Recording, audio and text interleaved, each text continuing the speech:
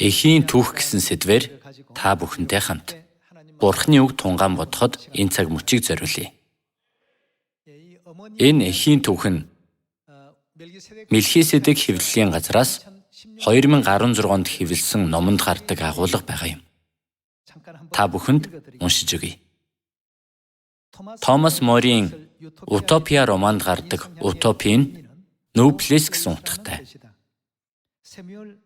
Сэмюэл Батлерийн Эрихон романд гардаг утопи нь Nowhere гэсэн утгатай. Утопи гэдэг нь хаанч байхгүй газар гэсэн үг. Гэвч утопи үнэхээр хаанч байхгүй юу? Хүмүүн бидний амьдрал богинохонч урт аян зам.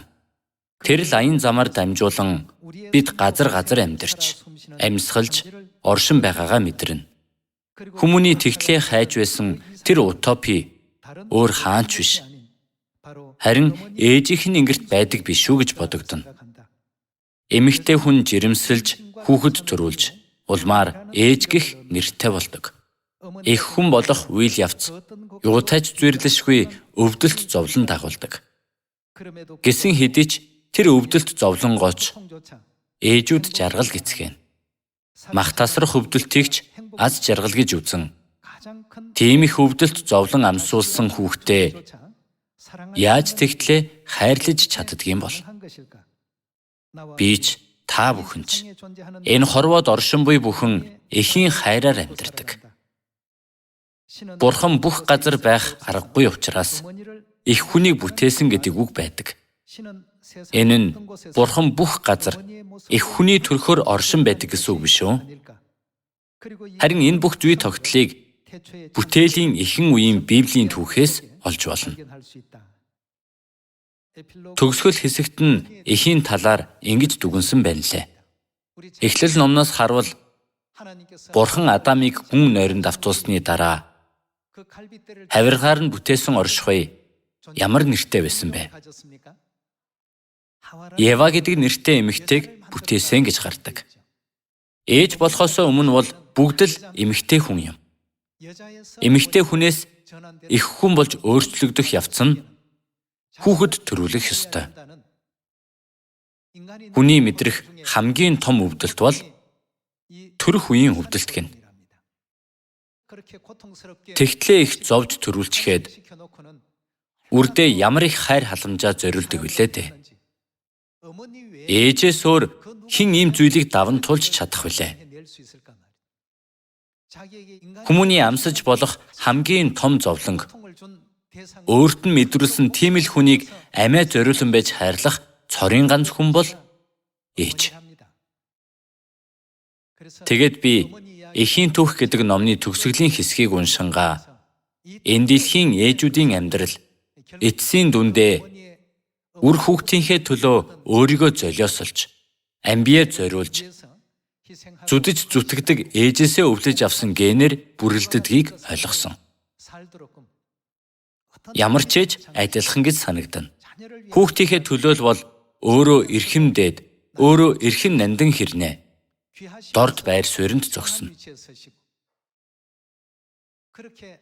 Ингэж чадах хүн ээжээс өөр байхгүй. Бурхан яагаад ингэж бүтээсэн бол? Өнөөдөр энэ талаар Библиэс судалцгаая.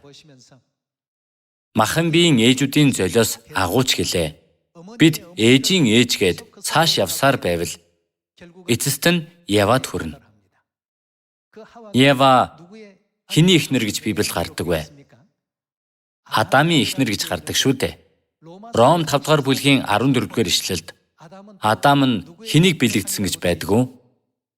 Ирэх нэгэн болох Христийг, өөрөөр хэлбэл бидний сүнсний эцгийг бэлэгддэг.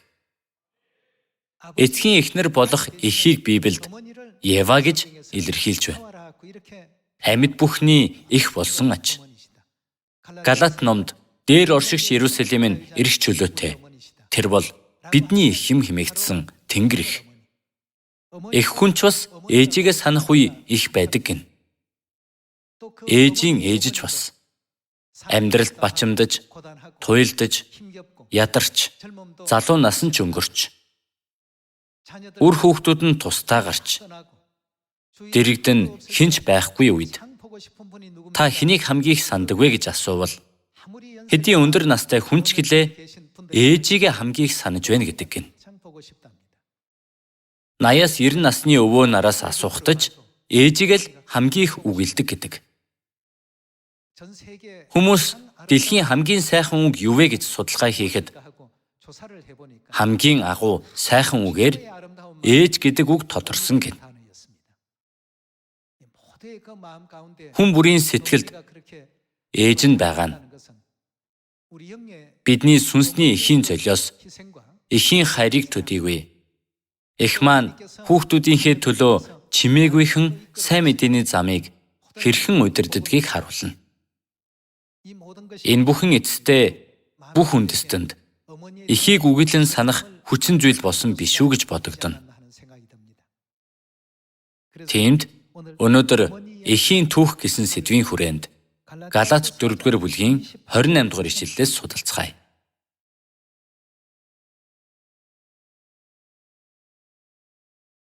Галаат 4-р бүлгийн 28-р ишлэл. Ах トゥ нараа, та нар Исаакийн адил амлалтын хүүхдүүд билээ. Харин тэр үед мах бодоор төрсөн нь сүнсээр төрснийгөө хавчсанчлан эдүгэ мөн тэгж байна гэжээ. 28-р ишлэлд айлдсан үгийг харахад та нар Исаакийн адил амлалтын хүүхдүүд гэж өнөө үед Бурханд итгэж авралын игнэнд орох хүмүүсийн талаар Библиэд зааж байна. Тэгвэл Бурхан бидэнд юу амласан болоод бид амлалтын үр дүн болсныг 1-р Иохан 2-р бүлгийг нэгээд харцгаая.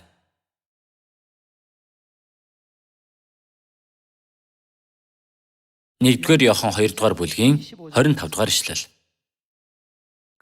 Энэ бол түүний бидэнд амласан амлалт болох юу вэ? Бурхан бидэнд мөн хамиг амласан гэсэн байна. Өнөөдрийн сургаалын сэдэв эхийн түүх. Ам гэхээр эхийг салгаж болох уу? Эх байхгүй бол ам огт байх боломжгүй. Ээж байгаагүй бол бид одоо ингэж ярьж чадахгүй, алхаж чадахгүй, юу ч бодож чадахгүй, мэдэрч чадахгүй байх байсан.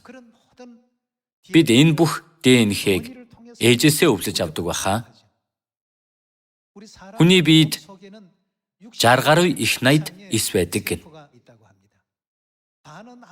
Бидний генийн тал нь ааваас, тал нь ээжээсээ авдаг гэж ярьдагч. Зөвхөн эхийн митохондрийн генүүд үр хүүхдэд нь удамшдаг гэн.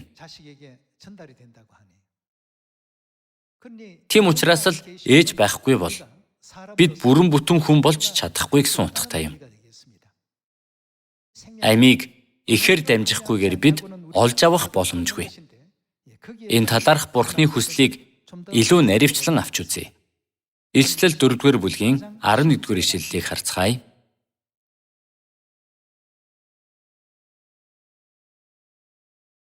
Илчлэл 4-р бүлгийн 11-р ишлэл. Бидний эзэн бөгөөд Бурхан минь, алдар хүндэтгэл хүчийг та авах нь зохистой. Учир нь та бүх юмсыг бүтээсэн билээ. Таны хүслийн улмаас тэдгээр нь тогтоогдсон бөгөөд бүтээгдсэн юм гэх ажээ. Бүх юмсыг Бурхан бүтээсэн. Бүх юмс хэний хүслийн улмаас бүтсэн гэж байна? Таны хүслийн улмаас. Нэгэсэндээ Бурханы хүслийн улмаас. Уг нь Бурхан ихээр биш, эцгээр дамжин амьд төрдөг байхаар бүтээж мэдээж чадхал байсан. Тийм шүү. Яагад гэвэл бүхнийг чадагч Бурхан шүү дээ. Гэсэн ч тэгэлгүй. Заавал эхээсээ бүх хүүхэд төрдөг байхаар Бурхан тэгж бүтээсэн байгаа юм. Эх байхгүй бол амийн төгс гүйцэлдэл гэгчэд угаасаа огтхонч хүрэх боломжгүй.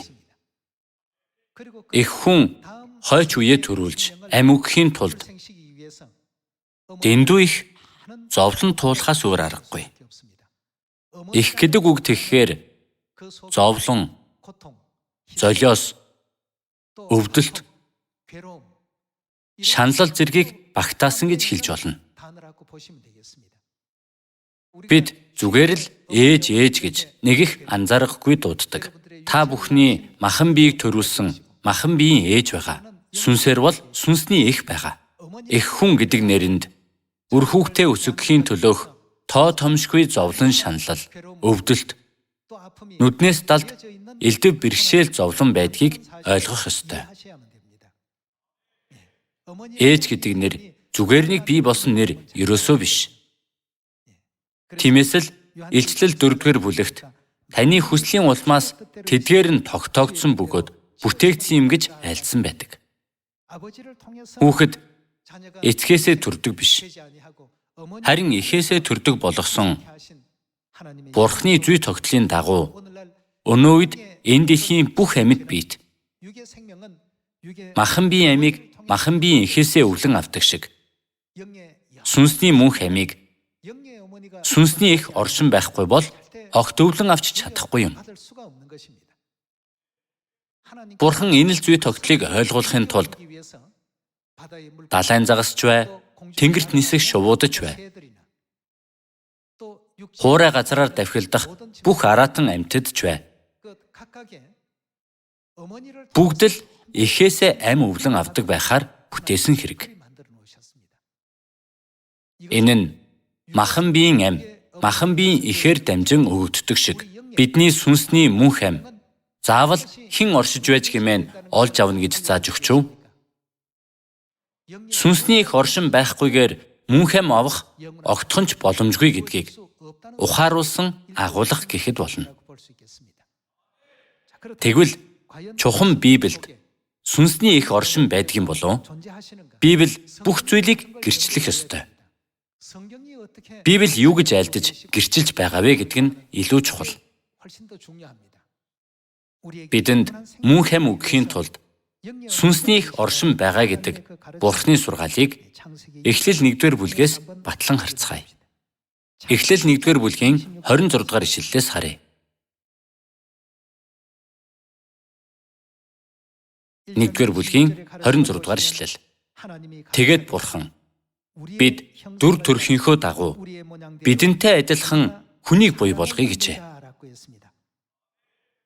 Хэрв эцэг Бурхан ганцаараа хүн төрлөختнийг бүтээсэн бол би бүтээе гэж хэлэх ёстой болохоос бид бүтээе гэж хэлэх нь алдаа юм. Библи бидэнд үнэнийг заадаг ном юм. Ганц Бурхан тэнгэр газар болон тэдгээрийн доторх бүх зүйлийг бүтээсэн бол энд бид бүтээцгээе гэсэн илэрхийлэл гарч ирэх үү? Үгүй шүү дээ. Гарцаагүй нэгээс дээш Бурхан биднийг бүтээж бий болгосон гэдгийг баталж болохоор байна. Энэ талаарх хариултыг 27 дугаар ишлэл рүү очиод мэдэж авцгаая. 27 дугаар ишлэлийг уншийе. Ийхүү Бурхан өөрийнхөө дүр төрхөөр хүнийг бүтээж Бурхны дүр төрхөөр бүтээхдээ эр эмээр нь яаж вэ? Бүтээжээ гэжээ.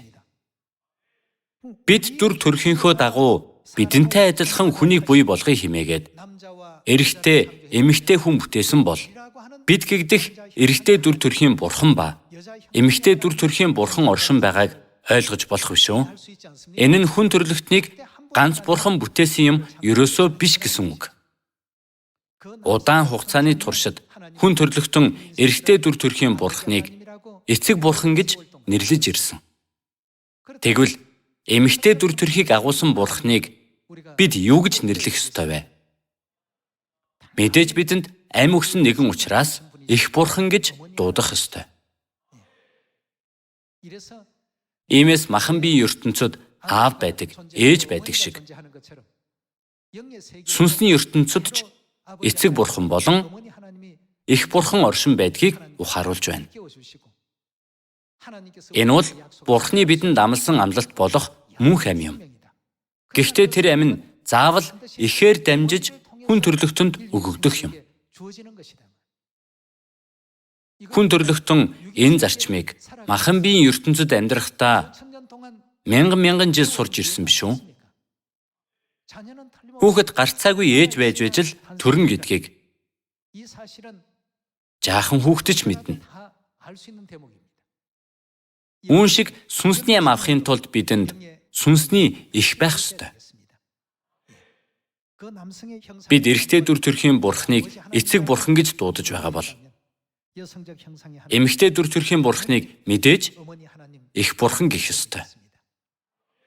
Ийм учраас л бүтээлийн эхэн үеэс эцэг бурхан, их бурхан хүн төрлөختнийг бүтээх бүтээлийн ажлаа хамтдаа хийж Бабель цамхаг барьсан хүн төрлөختний бардамлыг дарахын тулд хамтдаа тэр ажилд оролцсон байдаг. Бурхныг зааж ярих болгондоо олон тооны нэр болох Элохим гэж үгээр илэрхийлсэн шалтгаан яг үүнд байж. Библиэд ганц тооны нэр үг байхгүй дээ. Бурхныг олон тооны нэр үг Элохим гэж үг ашигласан биш. Элоах, Эл гэсэн ганц тооны нэр үг бий. Эл гэдэг нь нэг бурхны хэлэхдээ ашигладаг ганц тооны нэр үг. Гэтэл Библийн 66 номонд бурхны тухайд Элохим гэдэг үгийг 2500 удаа ашигласан болохыг бид харж болно. Энэ нь Библийн их бичвэрт ингэж тэмдэглэсэн байдаг болохоор Библи судлаачид ч үгүйсгэх аргагүй зүйл. Ингээд их оршиж гимэн бүх хүн төрлөختөн Бурхны амласан юуг хүлээн авч чадах нь мөн хэм. Бид тэр мөн хэмийг энэ дэлхийд авч байж л мөнхийн Тэнгэрийн хаанчлалын их нутагтаа буцаж чадах биш үү? Энэ амлалтыг аваагүй хүмүүс эзэм минь гэж би итгэж байна, би итгэдэг гэж хэдэн зуун удаа хэллээч Матай 7 дугаар бүлэгт Есүсийн сургаалд юу гэж байдаг вүлээ? Би та нарыг огт танихгүй. Ёс бусыг үйлдэгч та нар надаас зайл. Ингэж бичсэн байдаг баха. Эцэг төдийгүй эгч мөн оршин байх үед л тухайн сүм мөн хамтай болж мөн тухайн хүн мөн хамын амлалт баттай авах амлалтын үр дүн болж чадах юм. Их байхгүй байхад яаж амлалтын үр дүн болж чадах вэ? Энэ нь байж боломгүй зүйл. Бурхны сургаалыг гажуудуулсан худал сургаал гэж үзэхээс өөр аргагүй юм. Айл гэртэж их хүн үр хүүхэд эр нөхөртөө байнга үйлчилж байдгийг бид хардаг. Бурхан тийм л дүрм журм тогтоосон байгаа хэрэг. Нөхөр нь эхнэрийнхээ тэргүүн гэж бичээгүй гэж үү? Библиэд ч мөн тэргүүнч гэлээ эхнэртэй хайраар хандаж, эхнэр нь нөхөртөө эзэнд хандаж буй мэт тэгж хандгаж бий. Тиймээс хоорондоо эв итэй айлгэр болоорой гэсэн сургаал байдаг, тийм үү? Бие биедээ санаа тавих ёстой гэсэн агуулгатай сургаал Библиэд дүүрэн бичээстэй бий. Тиймээс эцэгч, эгч, бидч бүгд эрхэм. Ээж хүн ар гэртээ өндөр байр суурьнд байдагч өөрийгөө дорд даруй болгоно. Эзэн хэрнээ боол мэт амьдрдаг нь их хүний байр суурь. Түүнчлэн энэ дэлхийн бүх ээжүүдийн үр хүүхдээ хайрлах хайр нь ээжийн ээжээс нь уламжлагдсан ген гэдэг. Бүр хамгийн анхны гарал үүслийг мушигвал Эхлэл 3 дугаар бүлгийн 20 дугаар ишлэлд хүрнэ. Эхлэл 3 дугаар бүлгийн 20 дугаар ишлэлийг харцгаая. 3 дугаар бүлгийн 20 дугаар ишлэл. Хүн эхнэрээ Ева гэж нэрлэжээ. Учир нь тэр амьд бүхний юу гэж байна? Их болсон аж. Их гэдэг нь ээж. Амьд бүхний их болсон аж гэжээ. Дүгнэж хэлэхэд Евагаас гарал үүслэн эхэлж. Ева хэний эхнэр вүлээ? Адамын эхнэр. Харин Библиэд Адамаар Христийг бэлэгдэж дүрсэлдэг. Ром 5 дугаар бүлгийн 14 дугаар ишлэлийг харцгаая.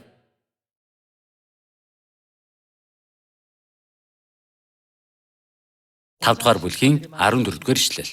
Гэлээч үхэл нь Адамаас Мосех хүртэл хэний дүрс гэсэн бэ? Ирэх байсан түүний Христийн дүрс болох Адамын гин зөрчилтэй адил нүгэл эсвэлдэгсдэгч ноёрхож байжээ гэж ингэж хэлж байна. Тэгэхээр Христэд хэн байх ёстой байх нь вэ? Сүнслэг эхнэр болох Евагийн оршихуй гарцаагүй байх ёстой. Тийм учраас л Илчлэл 22 дугаар бүлэгт сүнс болон сүт бүсгүй гардаг. Сүнс нь эцэг бурхныг, сүт бүсгүй нь эцгийн эхнэрийг бэлэгддэг. Эцэг болон эцгийн эхнэр гэхээр сүнслэг байдлын хувьд эцэг бурхан болон эх бурхан. Илчлэл 21 дугаар бүлэгт ч бас хураг ба хурганы эхнэр гэж бий. Бүгд адилхан агуулгууд Библиэд тэмдэглэгдсэн байдаг. Тиймээс Адам бол эрх нэгэн болох Христийн дүр символ. Христийн эхнэр болох эх бурхан амьд бүхний хэн болно гэлээ? Эх болсон аж. Өөрөөр хэлбэл Адам нь эрэгтэй дүр төрхийн бурхныг бэлэгдэж, Ева нь эмэгтэй дүр төрхийг агуулсан бурхныг бэлэгдэж байна. Тэгээд л Бурхан бүх хүн төрлөختнийг өөрийн хайртай хүүхдүүдэд дуудахын тулд энэ дэлхийд хоёр дахь ирсэн. 2000 жилийн өмнө энэ дэлхийд анх махан биеэр ирж Галилийн Назарт сайн мэдээ тунхагласан. Инжирийн модны мөчөр зөөлөрч навцсаа дэлгэн гэсэн зөгнөл ёсоор 1948 онд дахин баптизм хүртэж энэ дэлхийд хоёр дахь удаага сайн мэдээний ажил эхлүүлсэн. Тэгээд Давидын 37 жилийг гүйцээж Тэнгэрт одно гэсэн зөгнөл ёсоор Тэнгэрт одсон. Дэлхий дахны бүх хүн төрлөختөн эхийг ухаарч эхийн энгэрт ирэх ёстой гэдгийг Илчлэл 22 дугаар бүлэгт Илч Иохноор дамжуулан хэдийн зааж өгч байна. Илчлэл 22 дугаар бүлгийн 17 дугаар ишлэлийг харъя.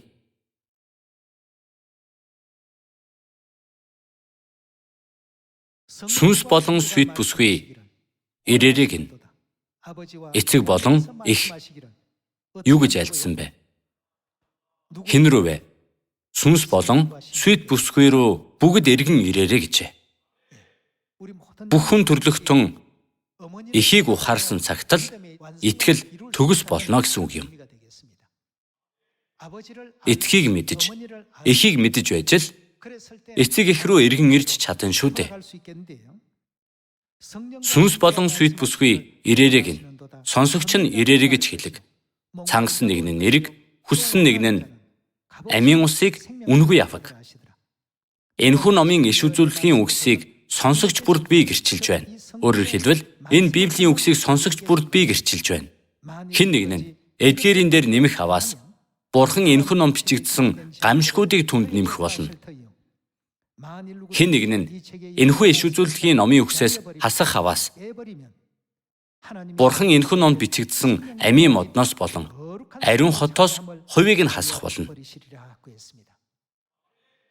Сүнс болон сүт бүсгүй ирээрэй гэж айлдаж байгаа.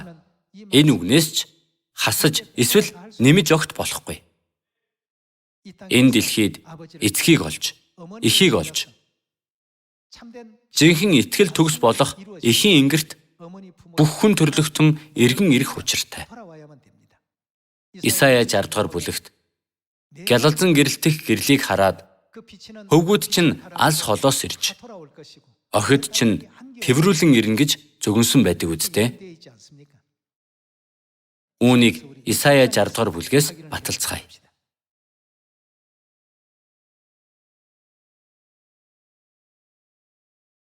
Жардгаар бүлгийн 1-р ишлэл. Бос гэрэлт.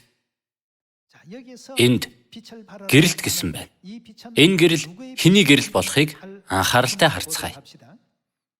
Учир нь гэрэл чинь ирж эзний алдар чиний дээр мандаж байна гэжээ. Энд гэрэл чинь гэж хэний гэрлийг хэлж байна? Тийм ээ.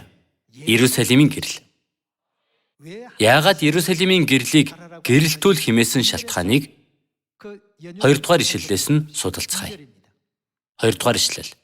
Үзэх түн газрыг харанхуй гэсэн байна. Энд газрыг гэснийг англи Библиэд дэлхий гэж бичсэн байдаг.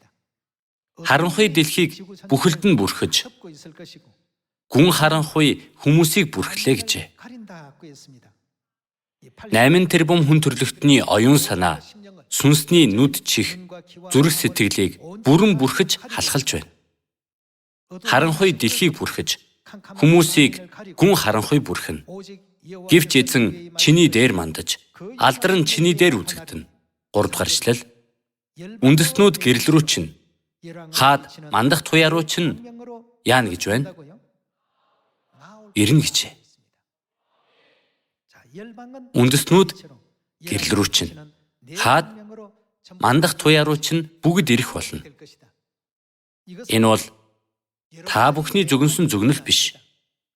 Миний ч зүгэнсэн зүгнэл биш. Хэний зүгэнсэн зүгнэл вэ? Бурхны бий болгосон зүгнэл. 4-р ишлэлийг уншъя. Хараага өргөн эргэн тойрноо харах тун. Тэд бүгд цуглан чам дээр ирж байна. Хөвгүүд чинь алс холоос ирнэ. Хажууд нь охид чинь тэврүүлэн ирнэ. Чи харж сүрдэн гэрэлтэх бөгөөд далайн баялаг чинийх болж үндэснүүдийн хөрөнгө чамд ирэх учир зүрх чинь чичрэн баясна гэжээ. Яасан үед энэ бүхэн тохиолдно гэсэн бэ? Иерусалимийн яруу алдрын гэрэл харанхуйд бүрхэгдсэн энэ дэлхийн бөмбөрцөгт яах үед үү? Тунхаглагдаж, мэдэгдэж, яруу алдрын гэрэл гэрэлтсэн үед. Та бид их гэх нэрний өмнө